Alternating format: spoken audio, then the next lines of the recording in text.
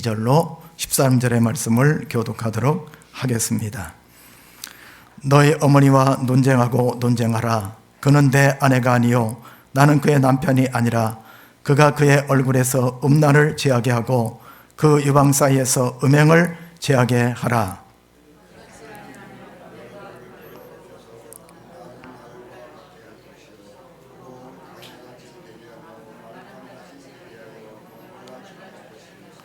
내가 그의 자녀를 긍휼히 여기지 아니하리니 이는 그들이 음란한 자식들임이니라.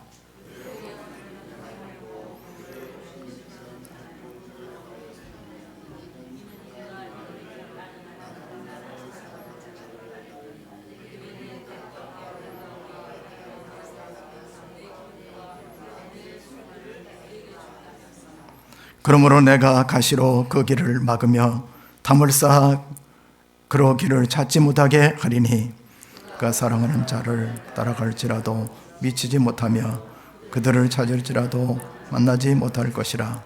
이제야 그가 이르기를 내가 본 남편에게로 돌아가리니 그때 내 형편이 지금보다 나았음이라 하리라.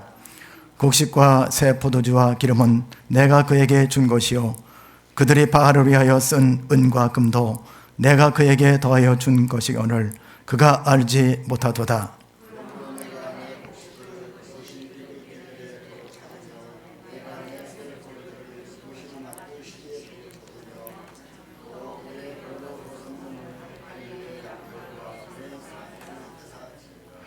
이제 내가 그 수치를 그 사랑하는 자의 눈앞에 드러내리니 그를 내 손에서 건져낼 사람이 없으리라.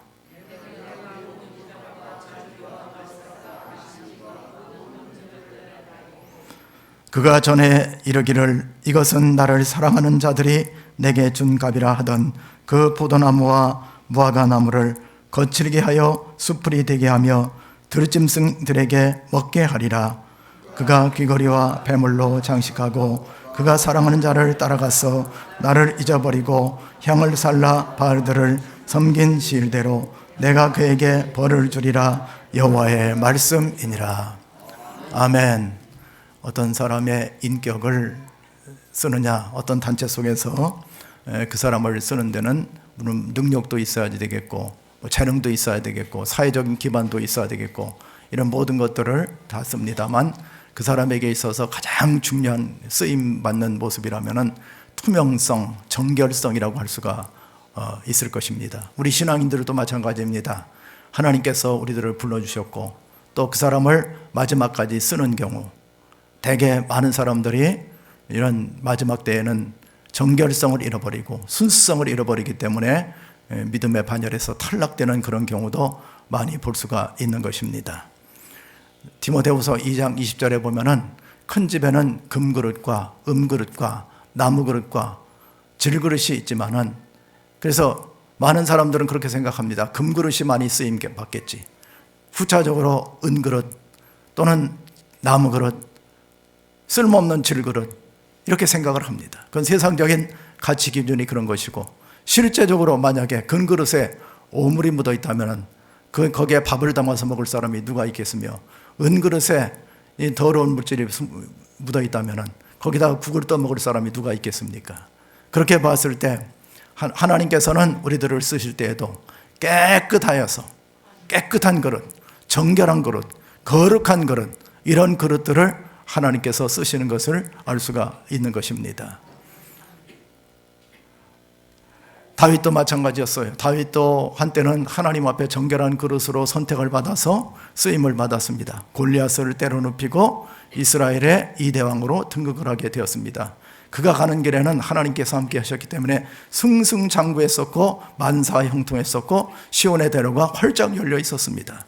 그런데 그가 한때는 타락한 적이 있었어요. 그래서 우리 아내 밧세바를 때려 취하고 우리 아를 최전방에 보내서 죽게 만들고 이랬을 때 나단 선지자의 책망을 받았습니다. 그때 그가 생각한 것이 있었어요. 이거는 인간적인 연약성 때문에 그런 것도 아니고 어떤 왕이라는 지위 때문에 그런 것도 아니고 그 마음속에 죄가 오염돼서 이렇게 되었다. 그렇게 생각하고 지은 시가 시편 51편이라고 할 수가 있습니다. 그렇기 때문에 주의 인자하심을 따라서 내게 은혜를 베푸시며 주의 많은 긍휼을 따라 내 죄악을 지워주소서. 다윗에게 있어서 하나님 앞에 범죄하고 사람 앞에 범죄하고 투명성과 정결성과 거룩성을 잃어버렸던 것은 죄 때문에 그렇다는 것입니다. 나의 죄악을 맑게 씻기시며 나의 죄를 깨끗이 제하소서. 나는 내 죄가를 아오니 내 죄가 항상 내 앞에 있나이다. 그러니까 이 다윗은 이런 죄라는 무서운 세력 앞에서 이걸 제거시키고 정결한 심령이 되었어서 회복의 은혜를 더해달라고 하나님 앞에 기도하는 모습을 볼 수가 있습니다. 우리가 살펴보고 있는 호세아는 주전 750년경에 부름을 받았습니다. 이때 당시에 북왕국 이스라엘 나라는 최고의 정치적으로 안정이 되어 있고 경제적으로 윤택하고 또 여러 가지 모든 면에서 살기가 좋은 시대였었습니다. 여로보암 2세의 시대였죠.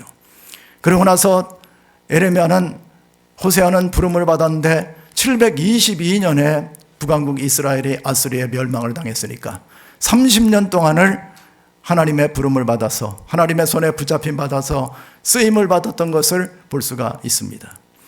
그런데 하나님께서는 이스라엘 백성들을 크게 쓰고 또 하나님 나라의 영광의 도구로 사용하기를 원하는데 이들에게는 이런 정결성이 없었다는 것을 알 수가 있어요. 그래서 이 정결성을 회복시켜야지만 이스라엘 나라는 앞으로도 무궁무진하게 하나님의 손에 들어 쓰임을 받게 될 것이라는 그런 메시지를 전하게 되었던 것을 볼 수가 있습니다. 그러면은 오늘 본문에 보면은 이 호세아가 강조하고 있는 세 가지 면에서의 부정한 면을 볼 수가 있어요. 먼저 2절에 보면은 이렇게 말씀하고 있습니다. 너희 어머니와 논쟁하고 논쟁하라. 여기서 너희 어머니라는 것은, 교회에서 어머니라는 것은 이스라엘 나라를 의미하고 신약 시대에는 교회를 얘기하고 있는 겁니다. 여인은 교회를 얘기하고 있는 거예요. 그는 내 아내가 아니다. 이스라엘 나라는 아내가 아니다. 나는 그의 남편이 아니니라. 그가 얼굴에서 음란을 제하게 하고 유방사이에서 음행을 제하게 하라. 여기 앞에 얼굴에서 음란, 이건 잔운이란 말입니다. 이 잔운이란 말은 뭐냐면은 육신적인 이런 성적 타락을 얘기하는 거예요. 육신적인 성적 타락입니다. 그 유방사에서 음행을 제하라. 아푸프란 말은 뭐냐면은 우상숭배를 얘기하고 있는 거예요. 이거는 이스라엘 나라의 종교 전통을 보면 알 수가 있습니다. 고대 사회는 신들이 남자 신이 있고 여자 신이 있어요. 우리나라도 그렇죠. 우리나라도 어떤 마을 쪽에 들어가면은 천하대장군, 지하여장군. 천하대장군은 남자 신이에요. 지하여장군은 여자 신입니다.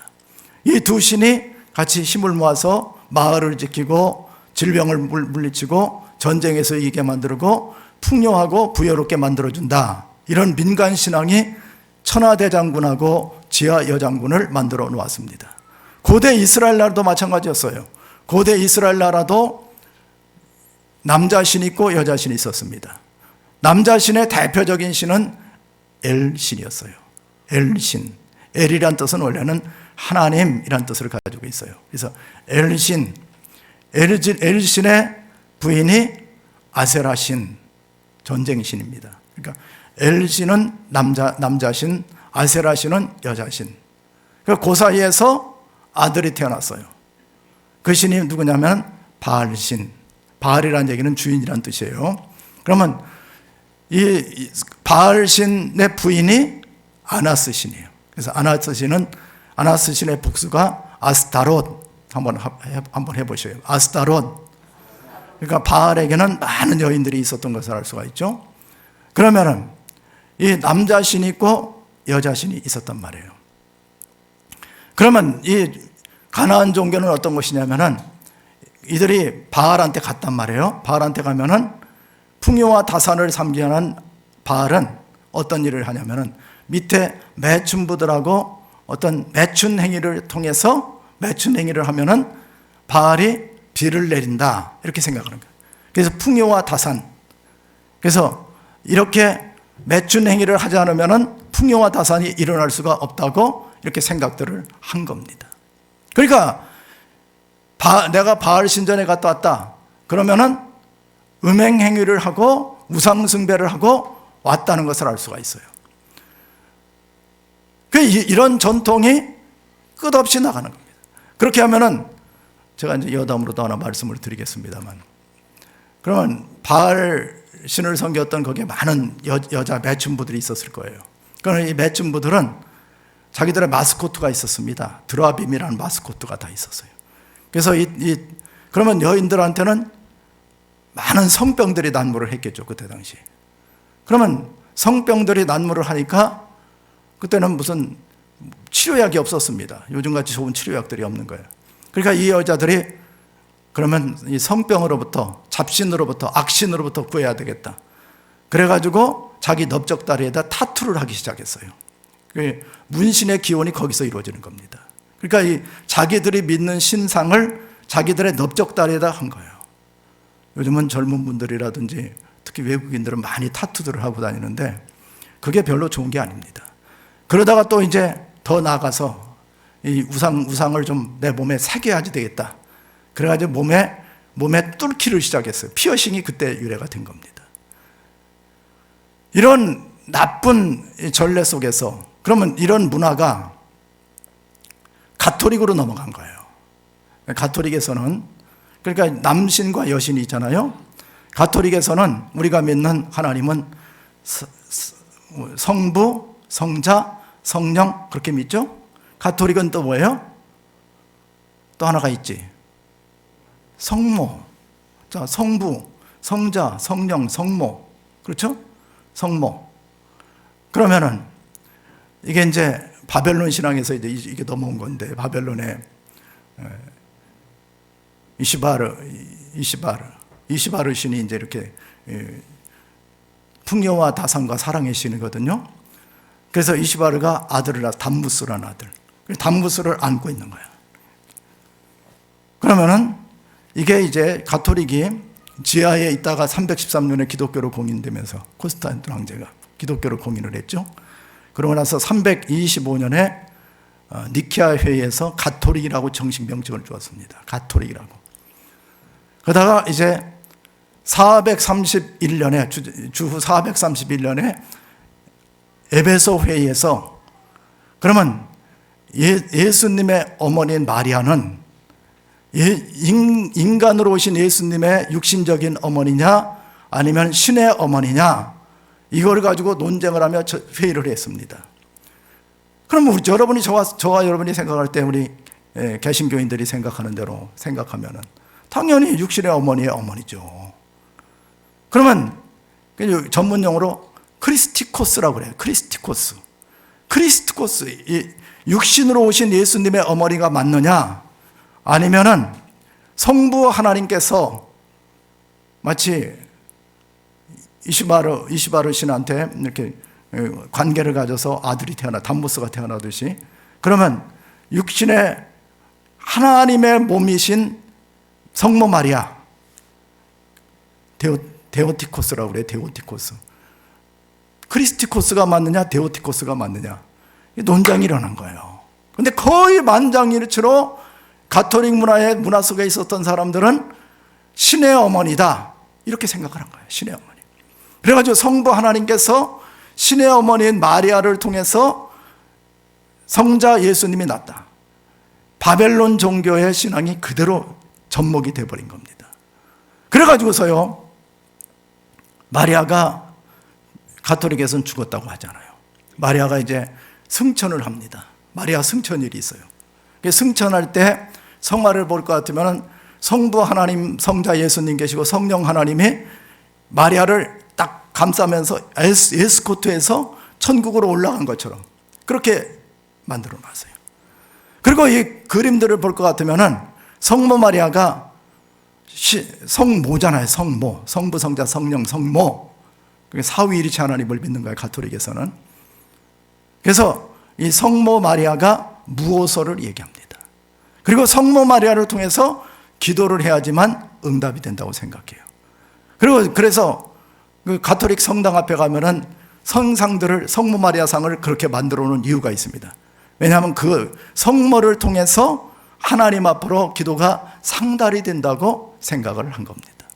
이런 모든 음행적인 것, 이런 것들이 기독교 문화 속에 이렇게 들어와 있는 걸 알 수가 있어요. 우리가 예수를 믿는 사람들은 어떤 것입니까? 그래서 그들의 어머니는 음행을 하였고, 그들은 임신했던 자는 부끄러운 일을 행하였나니 이는 그가 이르기를 나는 나를 사랑하는 자를 따르리니 그들이 내 떡과 물과 양털과 삶과 기름과 수르들을 내게 준다 하였느니라. 여러분, 신앙은요, 좀 어려운 용어입니다만 폴 틸리라는 사람이 있어요. 폴 틸리라는 사람. 독일에 있다가 이제 미국으로 망명한, 그래서 유니온 신학교에서 강의를 했던 유명한 신학자인데 이렇게 말을 했어요. 종교라는 것은 궁극적인 관심이다, 이렇게 얘기했어요. 그러면 이 사람들이 바알 성전에 가서 구한 것이 뭐겠어요? 물이 있어야 되죠. 열대지방, 양털, 삶, 기름, 술. 이게 종교가 되는 거예요. 또 거기에 가장 본질적이고 본처적인 성적인 문제, 이런 것들이 다 모두가 개입이 되어 있는 겁니다. 그러니까 이들은 신앙이 순수하게 전능하사 천지 만물을 만드시고 인간의 생사복을 중원하시고 영생을 주시는 여호와 하나님 한 분으로 만족할 수가 없는 거예요. 그래서 이들의 마음속에는 이 음란과 우상 숭배가 깊이 아주 궁극적인 관심으로 자리를 하고 있었던 겁니다. 그러니까 이들은 하나님을 섬긴다고 하지만은 실제적으로는 이런 세상 문명을 섬기게 되고, 관심이 그거예요. 여러분, 이 아침에 하나님 앞에 나왔는데 뭐가 관심입니까? 어떤 사람은 돈이 관심인 사람이 있어요. 어떤 사람은 병 고침 받는 게 관심인 사람이 있고, 어떤 사람은 선거철 되면 권력을 얻는 것이 관심이 돼 있다.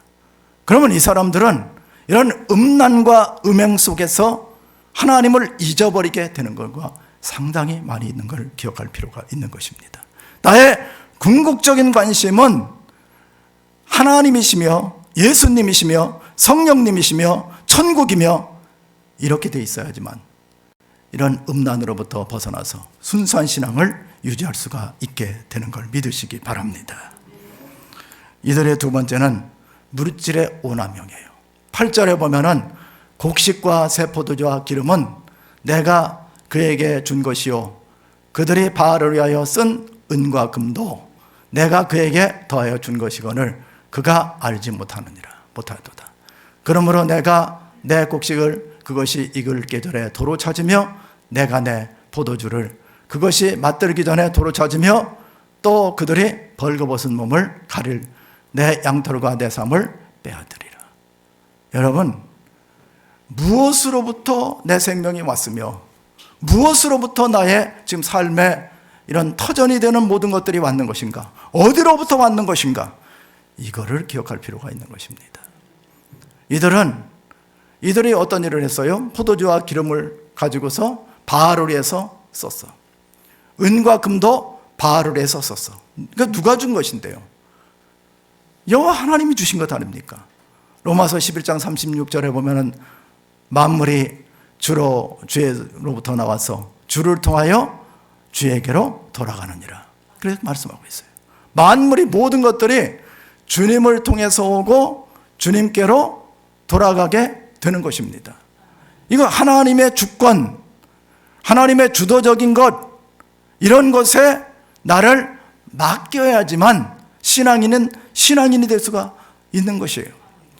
내가 모든 걸 했다, 그리고 또 바알이 모든 것을 했다, 이렇게 하면은 타락할 수밖에 없는 거예요. 그럼 다윗을 한번 기억할 필요가 있지 않습니까? 다윗이 말년에 그 승승장구를 할 때 이 모든 것들은 내가 했다 생각을 했어요. 그래서 인구조사를 했습니다. 결국은 하나님으로부터 책망을 받게 되고 3일 전염병을 통해서 단에서부터 부엘세바까지 7만 명의 사람들이 죽임을 당하는 그런 일을 당하게 된 것을 성경을 통해서 볼 수가 있는 겁니다. 우리가요, 모든 것이 나의 생명, 나의 물질, 내 가지고 있는 기반, 내 가정, 내 직장, 하나님으로부터 와서 하나님을 통해서 하나님 앞에 올려드린다, 이런 마음을 가지면 회복의 은혜가 있는 것입니다. 욥이 어쨌습니까? 욥이 자녀들이 다 죽었죠. 재산 다 뺏겼죠. 머리끝서부터 발끝까지 악창이 돋았죠. 부인은 도망갔죠. 그런 다음에 욥이 뭐라고 고백합니까? 주시니도 하나님이시오 걷어가시니도 하나님이시니 하나님의 영광을 받으시기를 원합니다. 다윗은 그렇기 때문에 욥은 2배의 회복의 은혜와 축복을 받을 수가 있었던 것이에요. 그렇기 때문에 우리 이 이스라엘 사람들은 그 많은 풍요로움과 이런 좋은 환경을 하나님이 준 것이 아니고 자기가 생쟁취를 했었고, 내가 잘해서 포도주와 기름이 있게 되고, 그렇기 때문에 나는 내 것 가지고 바알한테 가서 은과 금으로 그 바알에게 바치고 쾌락을 취하겠다. 그렇지만 하나님은 어떤 거예요? 그가 누가 준 것인데, 그 근원이 어디로부터 왔는데, 정신을 똑바로 차리고 하나님께로 집중하라고 말씀하고 있는 것을 볼 수가 있는 겁니다. 세 번째는 종교적인 행위는 떠나질 않았어요. 11절에 보면은 내가 그의 모든 실학과 절기와 월삭과 안식일과 모든 명절을 폐하겠고, 바알한테 가서 그렇게 음행을 하고, 그리고 내 인생은 나의 것이라고 생각하고 세상적으로 살았던 사람들도 종교적인 열심만은 가득했습니다. 왜 그래요? 종교적인 습성이기 때문에 그래요. 그들의 뼛속까지 그들은 여호와 신앙을 체득하고 있었어요. 그렇기 때문에 안식일만 되면은, 토요일만 되면은 하나님 앞에 가서 예배는 드립니다. 그런데 예배를 드리는데 몸은 성전에 있지만은 마음은 어디가 있겠어요? 콩밭에 가 있는 겁니다. 그리고 월삭도 드렸어요. 절기도 드렸습니다. 유월절, 오순절, 장막절. 이거는 드리지만은 하나님을 떠나는 종교인으로 전락해버린 모습을 볼 수가 있다는 것입니다. 우리는 어떻게 해야지 돼요? 우리는 하나님께 나아가는 자는 진리로 성령 안에서 예배를 드렸을 때 이런 자들을 하나님이 찾으신다고 그랬습니다. 너희 몸을 하나님이 기뻐하시는 거룩한 산제소로 드리라. 이는 너희의 드릴 영적 예배니라. 우리가요, 하나님 앞에 왔을 때 구원의 감격을 회복할 필요가 있는 것입니다. 하나님이 나를 창조하시고 예수 그리스도를 통해서, 예수 그리스도의 피공로를 통해서 내가 구원받았고, 성령의 임재 속에서 하나님의 임재를 느끼고 천국지향적으로 살아간다는 이런 고백 속에서 감사가 본물 터지듯이 터져나오는 그런 심령으로 예배를 드렸을 때 하나님은 그들을 만나주시게 될 것이고, 그들의 영혼을 소생시켜 주시게 될 것이고, 질병을 치료해 주게 될 것이고, 귀신을 쫓아주게 될 것이고, 하늘의 은혜와 복이 넘쳐나게 될 것입니다. 종교적인 행위가 중요한 것이 아니라 내면에 어떤 마음을 가지고 예배를 드렸느냐 하는 것이 굉장히 중요한 것을 알 수가 있는 것입니다. 항상 우리는 하나님 앞에 나갈 때 하나님의 은혜를 항상 되새길 필요가 있어요. 예수 그리스도의 대속의 은혜를 곱씹을 필요가 있습니다. 성령의 임재 속에서 기쁨과 감격의 예배를 드렸을 때 하나님께서는 우리의 예배를 받으시는 것을 믿으시기 바랍니다. 이들은 음행을 했습니다. 그리고 모든 것이 자기로부터 왔다고 생각을 했어요. 그리고 종교적인 행위만은 잃어버리질 않았지만은, 그러나 하나님께서는 요구하는 것이 무엇이겠어요? 이러한 것을 떠나는 다른 차원의 거룩성을 하나님은 요구하고 있습니다. 성경에 보면은 우리가 왜 구원받았습니까? 레위기 11장 45절에 나는 너희 하나님이 되려고 너희를 애굽 땅에서 인도해낸 여호와라. 내가 거룩하니 너희도 거룩할지니라. 하나님이 우리를 왜 구원시켰겠습니까? 거룩의 도구로 쓰시기 위해서, 구별을 시키기 위해서, 정결케 하기 위해서 우리들을 부르신 거예요. 왜 많은 사람들이 오늘의 시대 속에서 시험 들고 낙심하고 또 하나님을 떠납니까?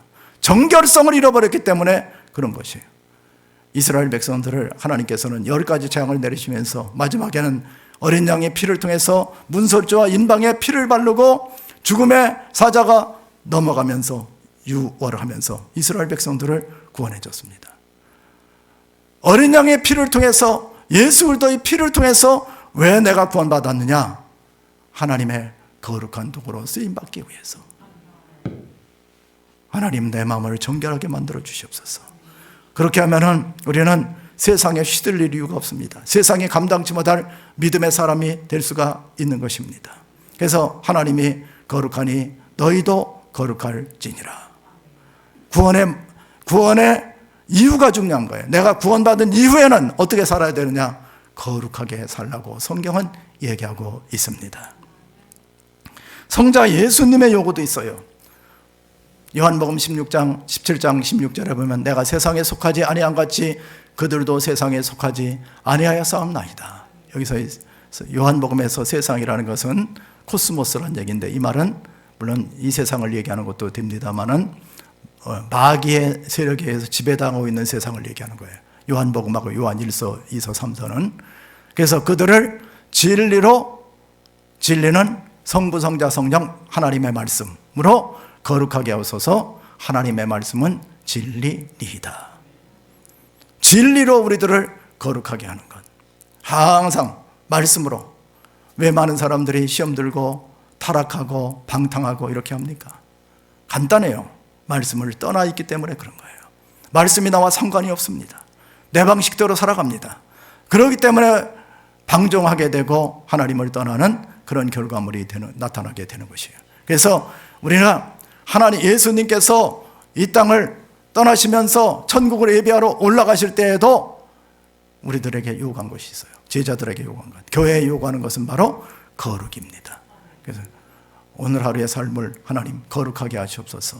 진리로 거룩하게 하시옵소서. 말씀을 가까이 하면서 진리 대신 예수 그리스도를 모시고 세상을 이길 수 있는 믿음의 사람이 되게 만들어 주시옵소서. 그렇게 기도하면서 거룩성을 유지했을 때 하나님이 기뻐 받으시는 그런 심령으로 쓰임을 받게 될 것으로 믿습니다. 여러분, 우리가요, 지금의 세대는 방탕하기 쉽습니다. 타락하기 쉽습니다. 하나님을 떠나기 쉽습니다. 풍요의 시대입니다. 여로보암 시대하고도 비슷합니다.